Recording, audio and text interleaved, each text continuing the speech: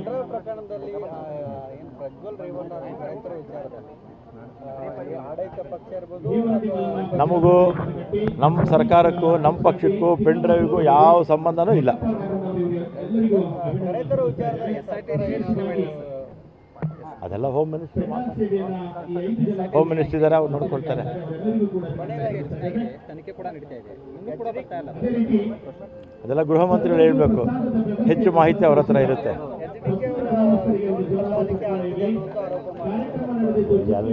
ಇದ್ದೇ ಇರುತ್ತೆ. ಕೇಂದ್ರ ಸರ್ಕಾರ ಕೂಡ ಕದ್ದಾಲಿಕೆ ಮಾಡ್ತಾ ಇದ್ರು ಅಂತ ನಾವೇ ಆಪಾದನೆ ಮಾಡಿದ್ವಿ ಅಲ್ವಾ. ನಮ್ಮ ಮೇಲೆ ಅವ್ರು ಹೇಳ್ತಾರೆ. ಆಮೇಲೆ ಅವ್ರ ಅಧಿಕಾರದಲ್ಲಿದ್ದಾಗ ಅವ್ರ ಮೇಲೂ ಆಪಾದನೆ ಬಂದಿತ್ತೋ ಇಲ್ವೋ. ಕುಮಾರಸ್ವಾಮಿ ಅವರು ಮುಖ್ಯಮಂತ್ರಿ ಹೇಳಿದಾಗ ಅವ್ರ ಮೇಲೂ ಆಪಾದನೆ ಮಾಡಿದ್ರು. ಈಗ ನಮ್ಮ ಮೇಲೆ ಮಾಡ್ತಾರೆ, ನಾವು ಕೇಂದ್ರ ಸರ್ಕಾರದ ಮೇಲೆ ಮಾಡ್ತೀವಿ. ಉತ್ತರ ಕೊಡಬೇಕು, ಕನಿಷ್ಠ 2 ಕೊಡ್ತಾರೆ.